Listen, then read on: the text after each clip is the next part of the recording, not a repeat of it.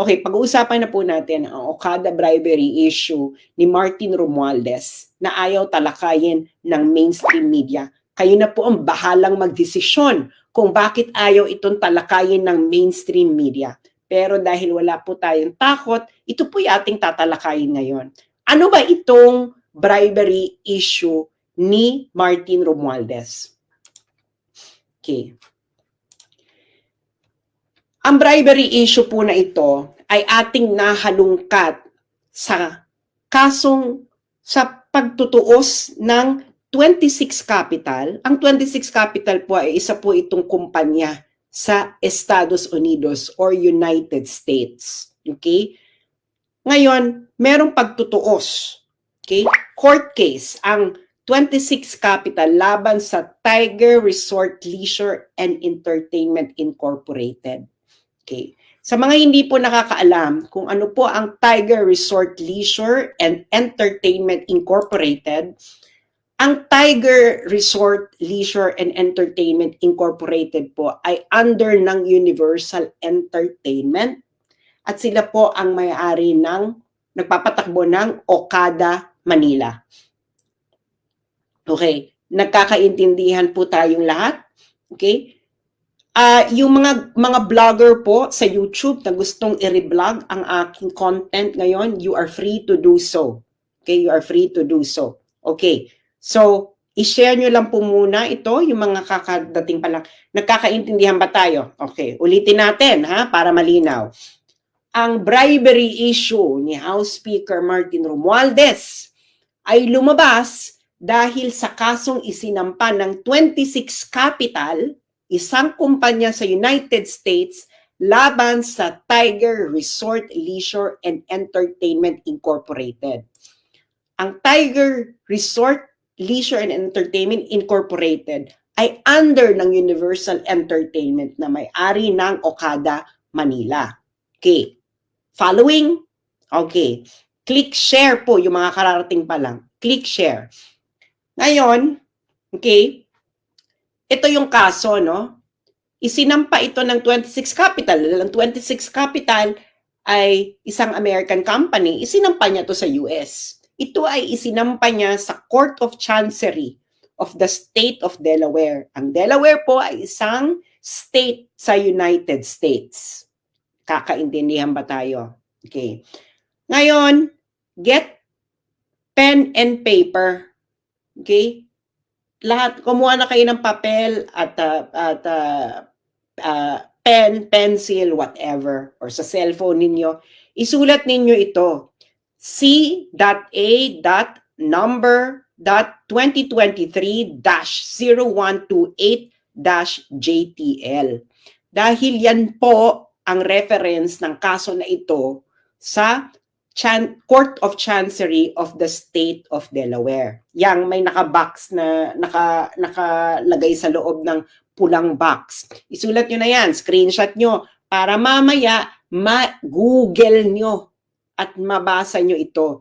Ito po ay mababasa ninyo ang buong kaso, pati ang kasong isinampa ng 26 Capital. Okay. Are you following me, guys? Okay, sabihin nyo lang sa akin kung hindi nyo maintindihan na dahil tatagalogin ko ang lahat at ito ipapaliwanag ko sa isang payak na pag-e-eksplika para ang bawat isang Pilipino, mapamasa man, mapa-elitista man, mapa-intellectual man o mapatambay ay maintindihan ito ng buong buo. Kaya i-share nyo na ito. Okay. Ngayon, ano ang gusto ng 26 Capital na isang American company mula sa Tiger Resort Leisure and Entertainment Incorporated sa isinampa nitong kaso sa Court of Chancery State of Delaware? Ang gusto ng 26 Capital ay ang tinatawag na specific performance of closing the Special Purpose Acquisition Company, o tinatawag na SCAP, sa pagitan ng 26 Capital at ng Tiger. Okay. Ang storya po kasi niyan, ang 26 Capital at ang Tiger dapat ay magkakaroon ng merger.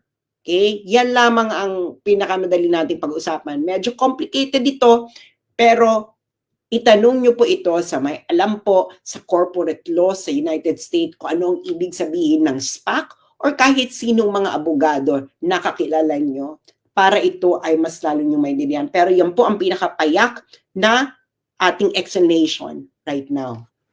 Ngayon, marahil ay nagtatanong ang karamihan sa inyo, hindi ba? Ang tanong ninyo ngayon, lahat siguro ito ay logical na tanong, ano kinalaman dito ni House Speaker Martin Romualdez? Mga kararating lang, please click share. Dahil mahalaga itong malaman ng bawat isang Pilipino dahil ito ay isang isyong pinagtatakpan ng bawat isang congressman, bawat isang senador, at bawat isang mainstream media. So ito ang tanong, anong kinalaman dito ni House Speaker Martin Romualdez? Siyempre, di ba? Anong kinalaman niya dyan? Hindi ba? Ito po kasi ang kinalaman, bakit nadawit dito si Martin Romualdez. Sa kasong isinampa ng 26 Capital laban sa Tiger sa Court of Chancery ng State of Delaware, ang isa sa accusation ng 26 Capital laban sa Tiger ay ang bribery kay Martin Romualdez para impluwensyahan ang Philippine Supreme Court para ma-regain uli ng Tiger or ng Universal ang kontrol ng Okada Manila. Okay? Yang storya ng labanan ng kontrol ng Okada Manila, i-google nyo na lang yan dahil yan ay laban ng matandang Okada, ng Okada family. Okay?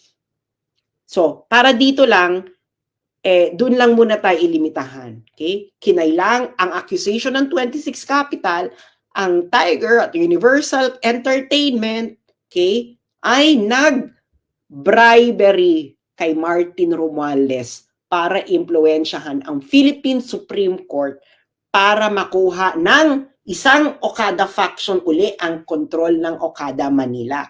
Naintindihan nyo? Ngayon, bakit ito ngayon ipinasok ng 26 Capital na issue?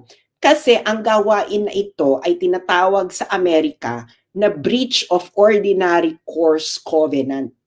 Ibig sabihin po ng breach of ordinary course covenant, ito ay labag sa practice, industry practice, okay, sa Amerika. Ang bribery po ay labag, okay, labag sa batas ng Amerika, kaya ito ay matatawag na breach of ordinary course covenant. Naintindihan nyo na, okay? Kaya dito napasok si Martin. Okay.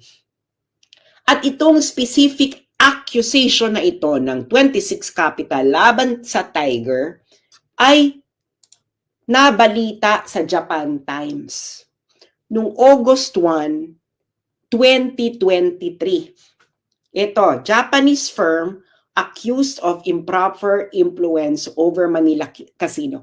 Japan Times po yan nagbalita.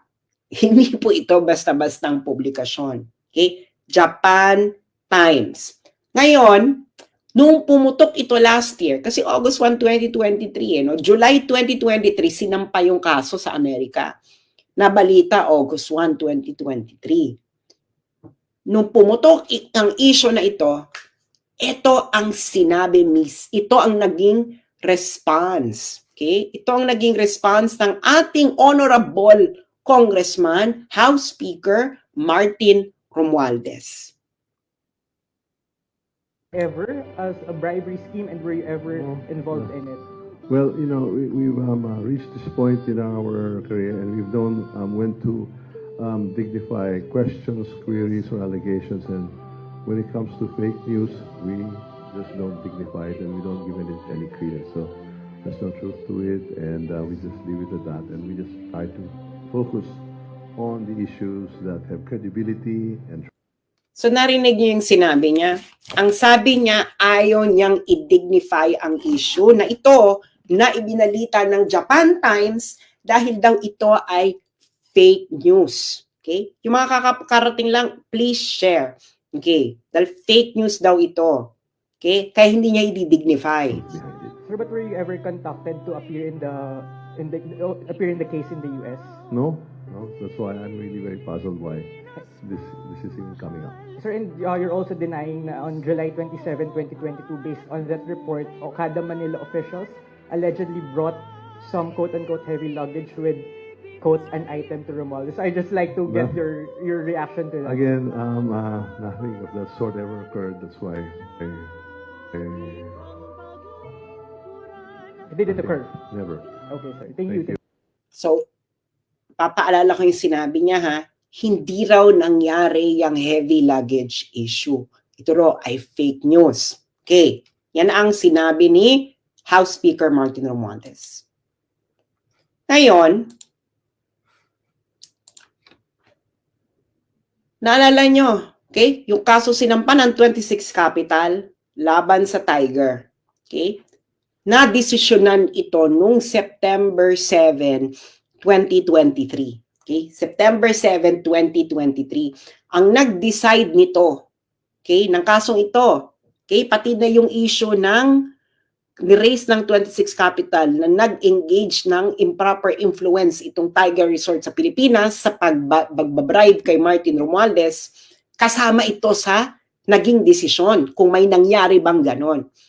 Ngayon, si James Travis Laster ang nagdesisyon nito. Siya ang Vice Chancellor of the Delaware Court of Chancery. Okay?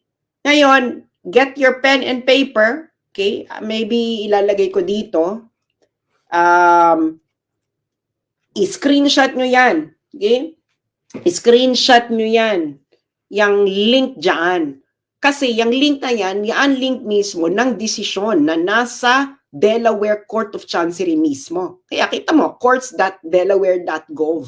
Okay? Isulat niyo yan, i-screenshot ninyo para mabasa ninyo. Kayo mismo ang makabasa. Hindi ito fake news. Totoo ito. Nasa web. It is a decision na sinulat ni James Travis Laster, Vice Chancellor of the Delaware Court of Chancery. Ito po ay korte sa Amerika. Okay? Korte po ito sa Amerika.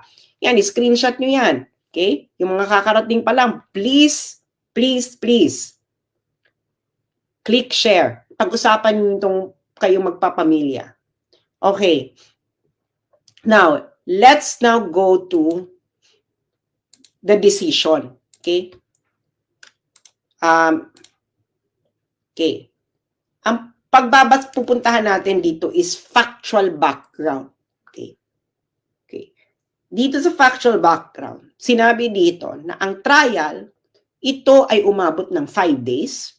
Meron silang 13 fact witnesses, 4 expert witnesses, at meron ding 2,281 exhibits, kasama na ang deposition, transcript ng 29 na individuals. So nagkaroon ito ng proper trial para madetermina ang mga facts. Okay? Kita nyo ba yan? Nakikita ninyo? Okay.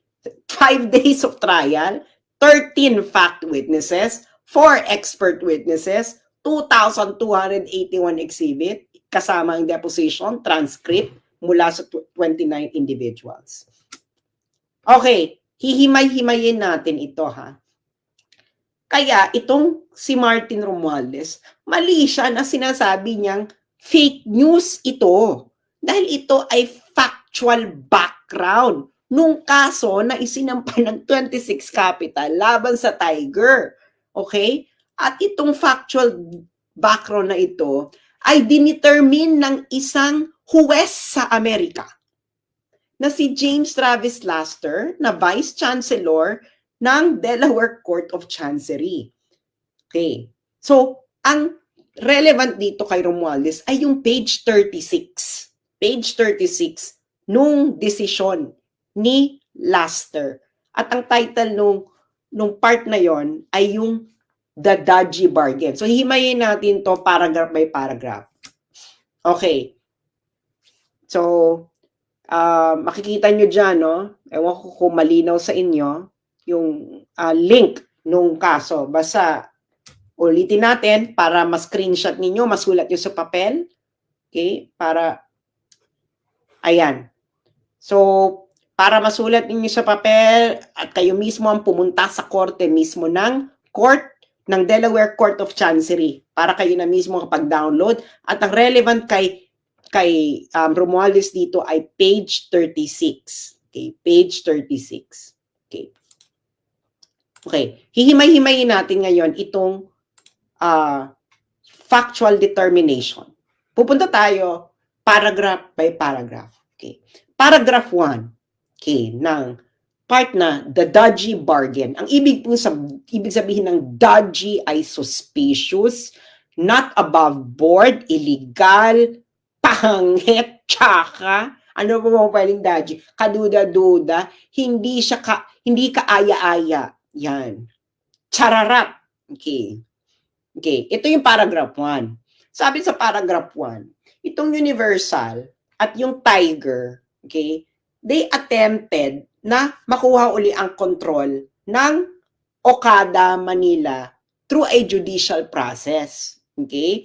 Ngayon, yung Tiger, nag-file na sila ng motion for reconsideration sa Supreme Court. Okay? Kaso nga, nagkaroon ng takeover na yung matandang Okada. Okay.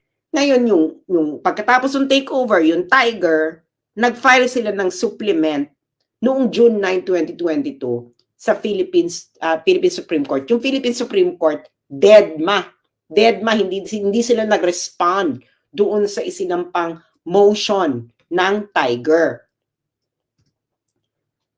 Ngayon, ito ay paragraphs 2 and 3. Ngayon, nung June 3, 2022. Okay? Again, ito ay facts. Facts. Okay? Na dinitermina ni James Travis Laster, Vice Chancellor of the Delaware Court of Chancery, sa isang hearing, totoong trial, hindi ito kangaroo court na katulad sa Philippine Congress. Nung June 3, 2022, si Michelle Lazaro, okay, ay nag-suggest ng isang alternative sa judicial process. Okay? Si Lazaro ay director ng Tiger at corporate secretary rin siya ng Tiger. Okay? Yung isang director din ng Tiger na si James Lorenzana, kasabwat ni Lazaro, ay pareho daw nasa elite circles ng Pilipinas. Ngayon, itong si Lazaro, si Michelle Lazaro, nag-email siya kay Asano, Takeuchi, at isa pang Universal Director. In-explain ni Michelle Lazaro sa mga Hapon na ito, okay, na siya, si Michelle Lazaro at si James Lorenzana, ay may isang relasyon sa isang common friend na isa daw key figure sa Philippine politics na tumulong na rin daw dati sa Universal. Okay? At ito raw ang best option ng Universal para makuha uli ang kontrol ng Okada. Okay. Yung batang Okada yan. Okay.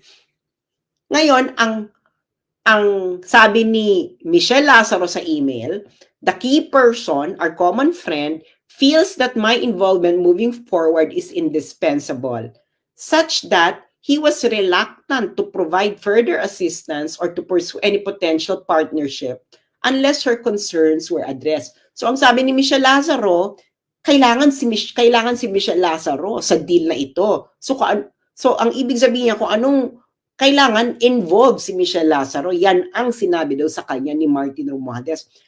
Ano ang evidence ang nakuha nila dito? Yung email mismo ni Michelle Lazaro. Okay? Kasi sa Amerika po, meron pong tinatawag na discovery proceedings.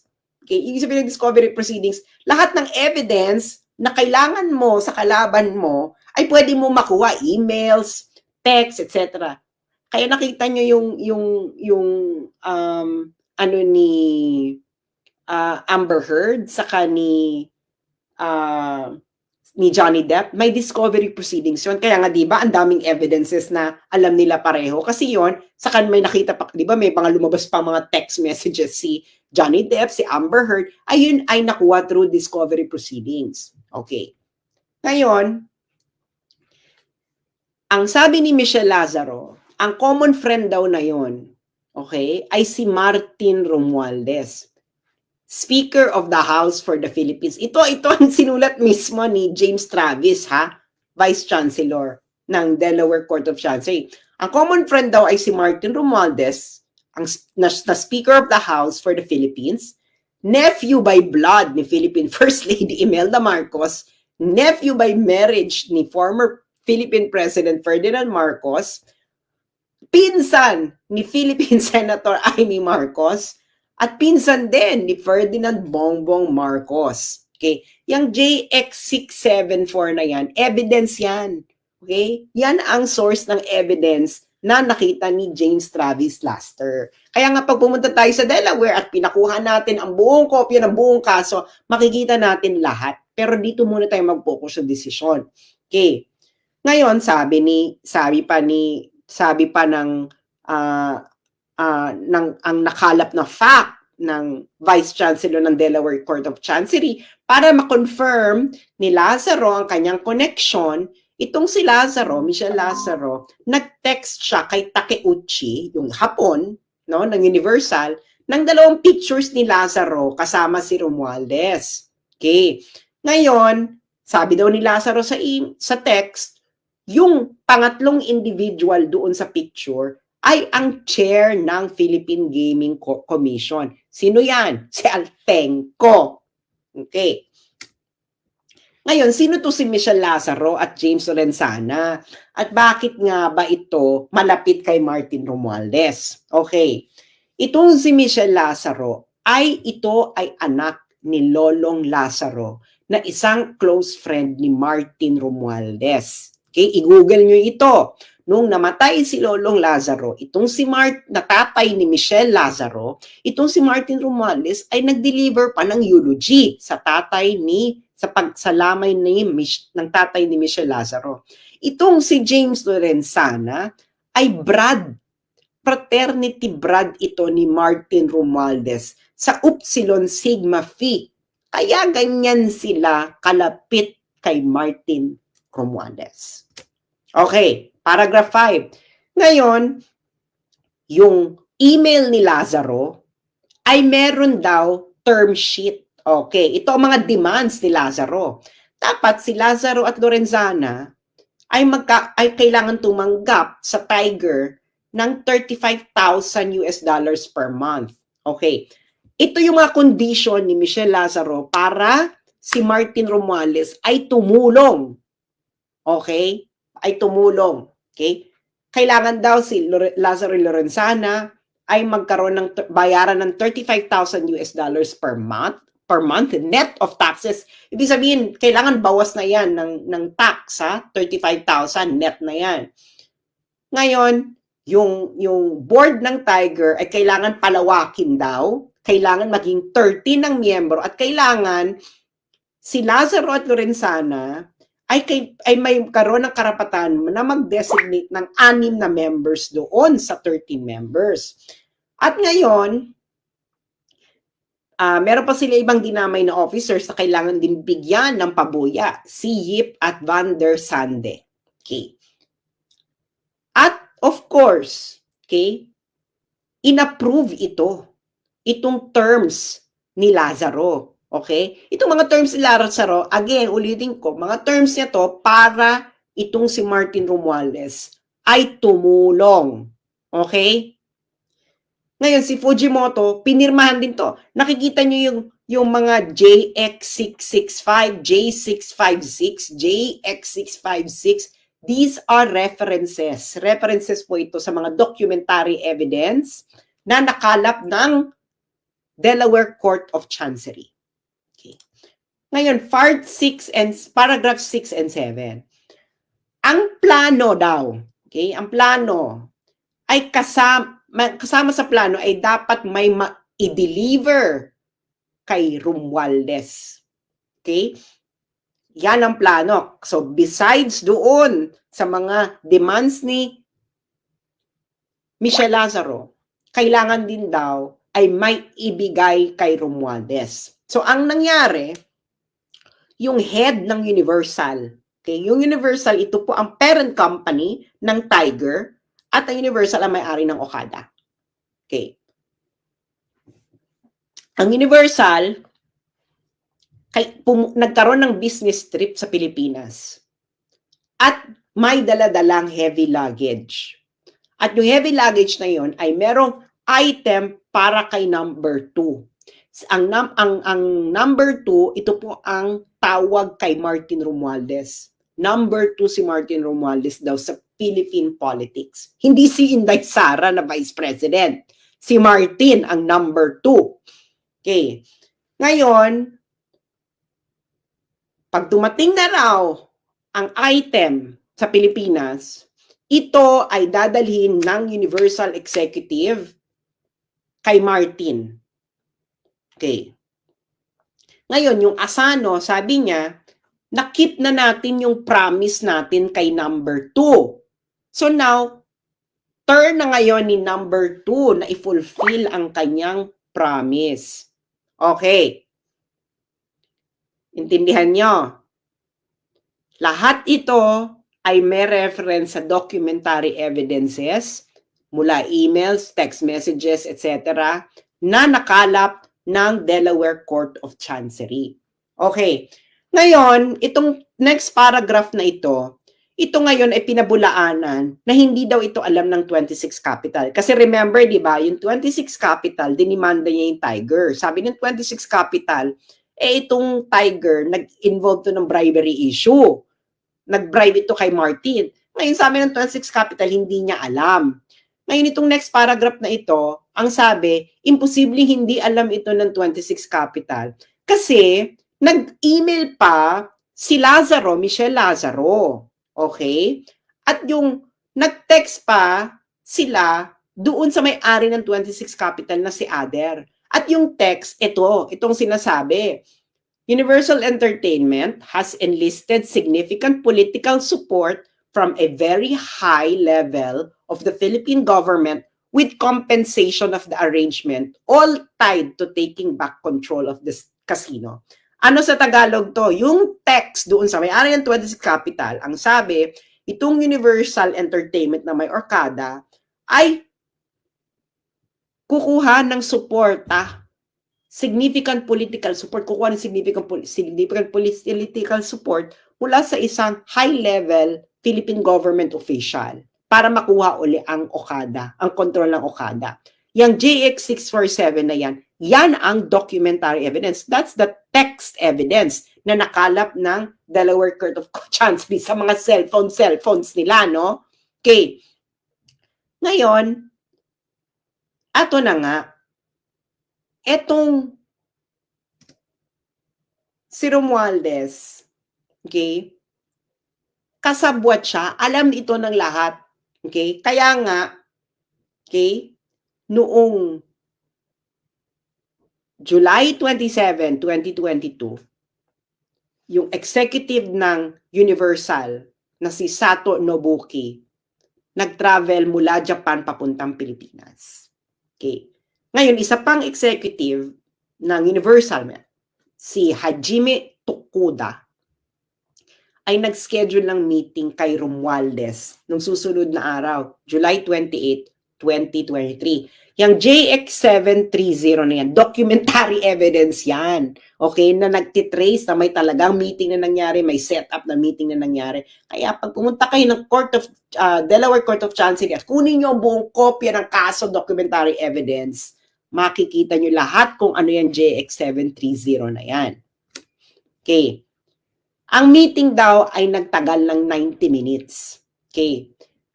At ito pa, si Romualdez, before siya pumunta ng meeting, nanggaling pa daw ito sa pag-i-inspect ng earthquake disaster area sa Luzon.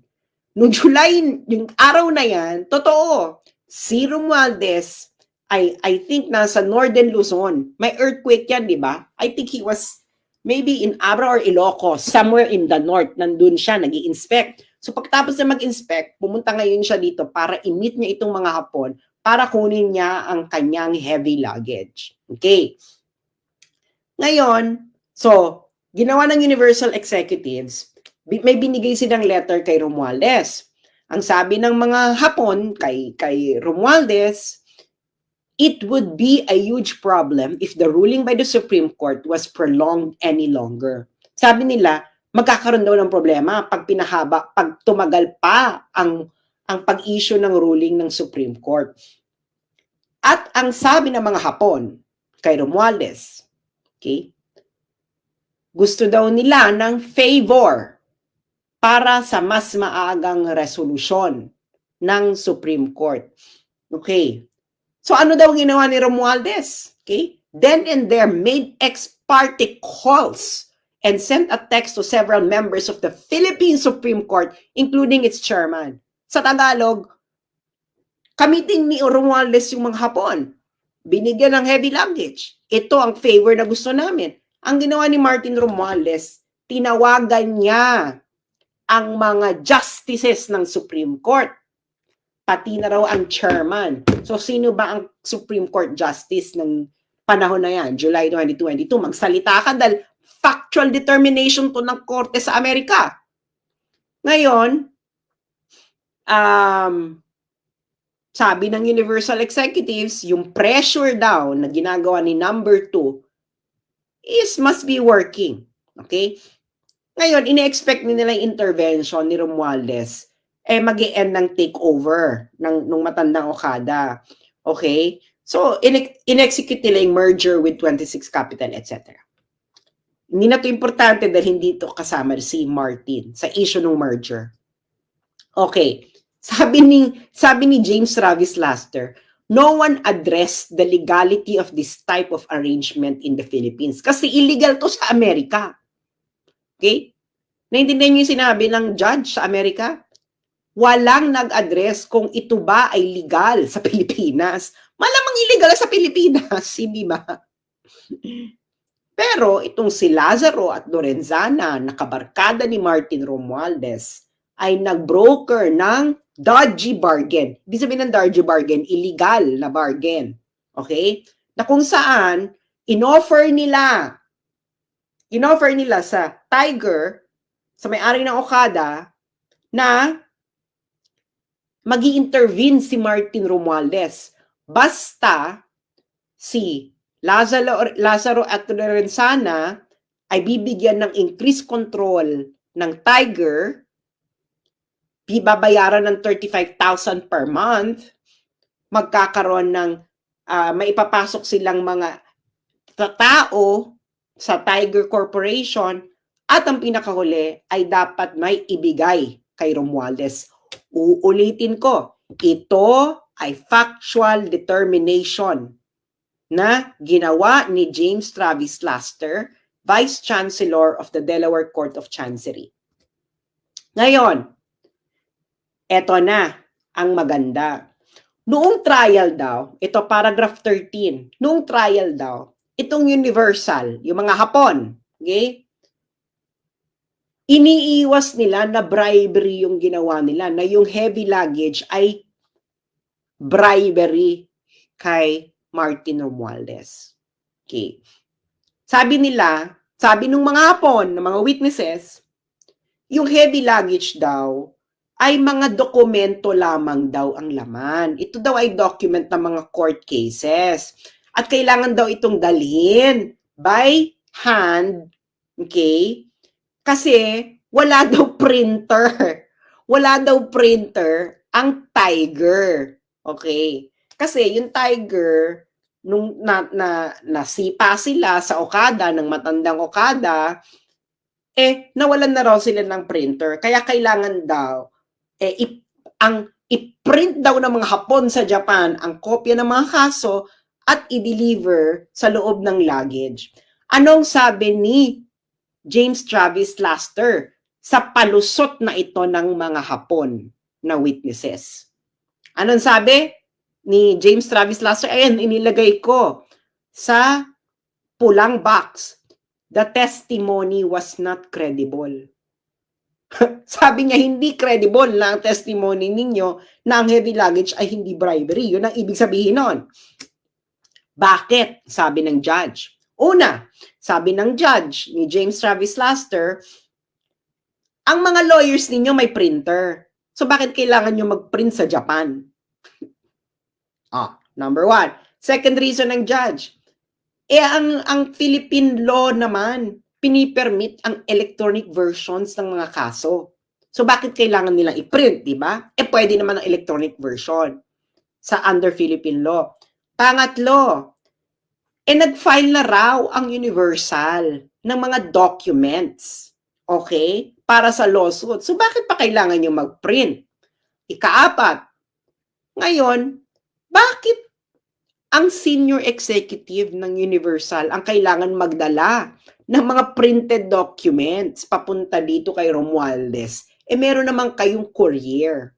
Ikalima, sabi ng judge, yung mga emails ninyo sa Universal, ang sabi ninyo, yung dala-dala ninyo ay item. Ito ay napaka-weird na word para sa documents.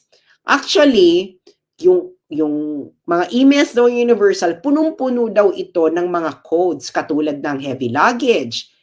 Si Martin Romualdez ang tawag number 2. Okay?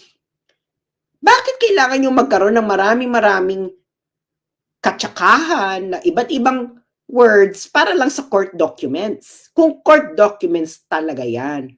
At ito ang pinaka sinabi ng judge. Noong minute ng Universal Executives, ng mga Hapon, si Romualdez, ipinakita nila nga ang letters ng 26 Capital at isang pang kumpanya tungkol sa deal. Pero ang mga letters naman yon ay hindi mabigat. Kaya, itong si James Travis Laster, ang kanyang factual determination, ang heavy luggage na yan, ay part ng dodgy bargain.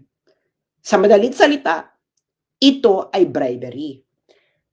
Gusto ko lang sabihin mga kababayan, na sa trial na ito, hindi nag-deny ang mga Hapon na minit nila si Martin Romualdez noong July 2022 at meron silang dalang heavy luggage. Nagpalusot nga lamang ang mga Hapon na ito sa judge sa Amerika na ito hindi bribery. Pero hindi naniwala dito ang judge sa Amerika. Kaya mga kababayan, nakakalungkot ito. Sangkot dito ang Korte Suprema, sangkot dito ang House Speaker ng Pilipinas, at of course, ang presidente ng Pilipinas, yung pinsan mo, tinotolerate mong ganito. Ito ba ang bagong Pilipinas, Bongbong Marcos? Ito ay kaso, factual determination, na ginawa sa isang korte sa Amerika at hindi sa mga kangaroo court ninyo. At itong pinaka nakakalungkot na sinabi ng judge sa Amerika na si James Travis Laster. Ang sabi niya dito, ang mga outcomes daw sa Philippines, sa Philippine courts, ay naaapektuhan ng political influence. Kaya itong 26 Capital, parang kung dalhin mo to sa Pilipinas, wala ring mangyayari. Kung dalhin mo kung halimbawa mag-utos si James Travis Laster na ituloy niya yung deal niya sa Tiger, malabong i-honor ito sa Pilipinas dahil nga ang outcomes pala sa Pilipinas na iimpluwensyahan ng mga politiko. At yung mga kalaban daw nitong 26 Capital gumawa na nga ng dodgy bargain or bribery para makuha yung political influence. So, porke pa? Wag na raw, yung remedy na ituloy, yung i-close yung deal, hindi na kailangan, ay malabong mangyari. Nag-gets niyo? Nag-gets niyo yung sabi? Ang outcomes sa Philippine legal courts ay na-impluwensyahan ng mga politiko. Supreme Court, hindi ba kayo nahihiya? Comment, ito ang observation mula sa factual determination ng isang judge sa Amerika. Hindi nyo pa ito ina-address.